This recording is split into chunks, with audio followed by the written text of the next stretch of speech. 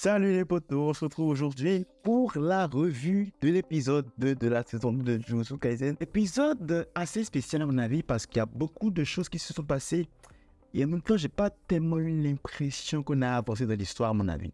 Mais bon bref, sans plus attendre, on va rentrer dans le vif du sujet.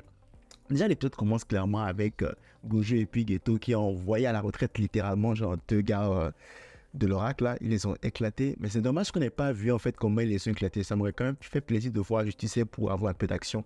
Mais bon, donc ils les ont éclatés, puis la fille qu'ils devaient récupérer est donc safe et tout, donc pour le moment tout va bien jusque là. Donc là ils apprennent à connaître la fille un peu, tu vois, tu connais, et c'est typique hein, de la fille qui est prise en otage. En gros elle a un caractère un assez fort caractère, apparemment elle semble vraiment très optimiste par rapport à toute cette histoire là de fusion avec le maître Tengen.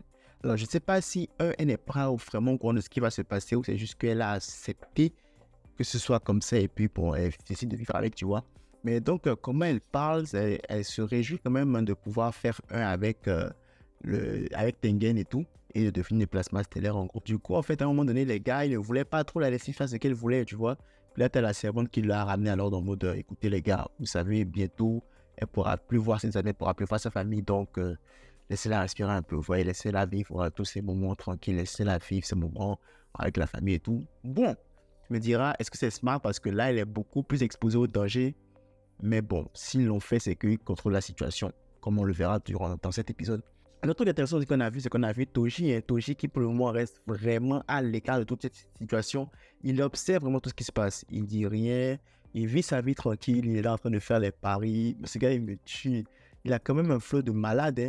Et pour la première fois, il y a son boss qui lui a mentionné Megumi.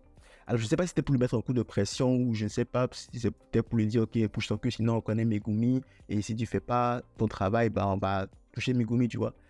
Et je pense que c'était ça que son boss voulait faire. Enfin, c'est comme ça, moi j'ai vu ça. Et il a répondu genre en mode de manière très intelligente et il a dit, je ne connais pas ce qu'il sait. Alors, venez pas me les casser, s'il vous plaît. Encore, il ne faut pas être intelligent pour comprendre que représente Megumi pour Toji en fait. Bref, jusque-là, le Toji qui est un personnage toujours assez intéressant, toujours mystérieux. Alors pour ceux qui ont lu le scan, on sait de quoi il est capable, mais si tu regardes l'anime, tu te dis, mais c'est qui ce mec-là? Depuis, il n'agit pas, il ne fait rien, il est là, il observe. Mais il n'observe pas tant que ça en fait. En fait, je pense qu'il agit, mais de façon reculée, si je puis dire ça comme ça. Parce qu'on a vu que dans son plan, en fait, c'est de fatiguer, c'est d'envoyer le plus de gens possible pour fatiguer Gojo et Geto. Et une fois que Gojo et Geto seront vraiment genre, affaiblis, bah, il va les attaquer, tu vois. Pour une fois, c'est un méchant quand même qui réfléchit de façon intelligente, à mon avis. Alors, on sait qu'il est fort. Lui-même sait qu'il est fort, mais je pense qu'il sait aussi à quel point Gojo est fort. Parce qu'il a même mentionné, Gojo, apparemment, le pouvoir des yeux, là, qui est un pouvoir millénaire. Il ne veut pas forcément s'affronter à certaines puissances, tu vois. Donc, du coup, il veut intelligemment essayer d'aller, en fait, affaiblir Gojo au maximum avant de pouvoir passer à l'action lui-même. En même temps, de toute façon, la situation est vraiment ultra bien gérée du côté de nos jeunes sorciers, car dès que ça commençait à être un peu bizarre, t'as Gojo qui est directement allé chercher la fille. Et puis bien sûr, Gojo, le charmant Gojo qui fait des scènes. Ce gars, il vit pour les caméras. C'est pas possible, c'est incroyable. Comment on peut être over charismatique comme ça dans ce niveau? C'est juste drôle à en mourir. Mais bon, ça fait le charme du personnage. Et puis de toute façon, son charme n'a d'égal que sa puissance, comme on le dit.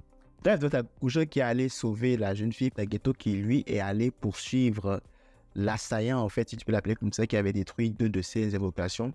Donc là, c'était un combat assez rapide, si je peux le dire comme ça, où Geto a disposé rapidement du gars. Par contre, la petite séquence de baston là, super cool, là, c'était quand même pas mal hein, au point avec l'impotage et tout. C'était vraiment agréable à voir, agréable à entendre, c'était super. Et ça nous présage de bonnes choses pour tout ce qui est scène d'action dans cette saison-là. Je pense qu'il n'y aura pas une seule scène d'action où on sera déçu. Genre, toute scène d'action sera genre juste incroyable et parfaite en fait. Mais bon, bref, donc il s'avère que ça a été une embuscade finalement en gros. À la fin de l'épisode, on nous montre que la servante de la fille, en gros, là, qui donnait tout pour protéger la fille, qui s'est fait capturer. Alors là, ça pose problème. Ça pose problème parce que je me dis, je me rappelle plus, j'ai lu le manga ça fait longtemps, mais genre, je me rappelle plus vraiment de comment ça s'est passé. Mais j'ai l'impression que c'est vraiment, en fait, de ça que Toji parlait.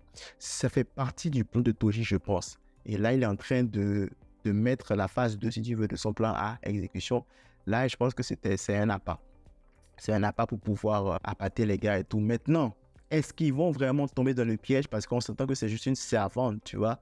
Est-ce qu'ils vont jouer la carte du genre, oh, c'est une servante, donc on n'a pas besoin d'aller la sauver et tout. On s'occupe juste du plasma stellaire, puis basta. Ou encore, ils vont se séparer. Mais encore là, s'ils se séparent, ça va être compliqué. Est-ce qu'un seul va pouvoir protéger la fille pendant 48 heures, le temps d'aller sauver la servante? Je ne sais pas trop comment ils vont se débrouiller, mais bon, il y a une petite intrigue qui commence. Et comme je le disais au début de ma revue, c'est une épisode là où on a beaucoup de choses. Mais tu sais, on n'a pas vraiment eu d'avancée dans l'histoire, à mon avis. Alors oui, on a découvert un peu ce personnage de Toji, mais j'ai encore l'impression qu'on est au même endroit où on était au premier épisode. C'est-à-dire qu'ils ont encore la fille en possession, la fille a failli se faire capturer, ils l'ont sauvée. Sauf que là, le seul truc discutable, c'est que, bon, à la fin, il y a une petite intrigue qui s'est glissée en mode, voilà, la servante a été capturée. Qu'est-ce qu'on fait avec ça? Est-ce qu'on va sauver la servante ou est-ce qu'on reste focus sur la mission? Donc là, je pense qu'à partir de ça, pourra se décanter. Je ne me plains pas forcément. L'épisode était vraiment agréable à regarder. C'est juste qu'à un moment donné, quand l'épisode est fini, j'étais en mode, attends, c'est tout. J'ai eu comme l'impression, je ne sais pas si c'est peut-être moi, c'est peut-être personnel, mais j'ai eu comme l'impression que je n'ai pas eu assez pour cette semaine. Je n'ai vraiment pas eu assez pour cette semaine au niveau de scénario, au niveau de développement.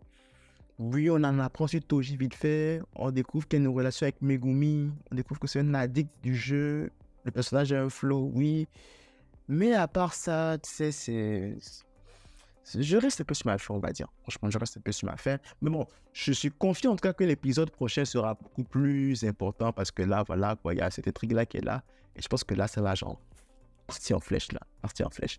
Je pense que c'était peut-être un épisode de transition entre... c'est la mise en contexte, la situation initiale, tout ça, puis maintenant la suite d'action. Et je pense que la fin, tu vois, la fin de cet épisode, c'est vraiment l'élément déclencheur qui va propulser cet arc-là, genre, ultra loin, quoi, tu vois. De toute façon, on aura confirmation d'ici le prochain épisode. On se retrouve la semaine prochaine pour la revue de l'épisode 3 qui s'annonce épique, à mon avis. Enfin, j'espère vraiment qu'il sera épique, parce qu'il me semble que j'avais lu que cet arc-là ne faisait que 5 épisodes. Et clairement, quand je lis, je pense que là, ça va commencer à partir en latte, là, normalement, d'ici le prochain épisode. On en aura pour notre argent, puis voilà, quoi. On va retrouver un peu le Jujutsu Kaisen qu'on apprécie, parce que pour le moment, en tout cas, c'est quand même un petit peu lent. Si t'as aimé la revue, n'hésite pas à liker, c'est toujours plaisir. Si t'es pas encore abonné, en même temps, ça fait encore plus plaisir. C'est tout pour moi. À la prochaine.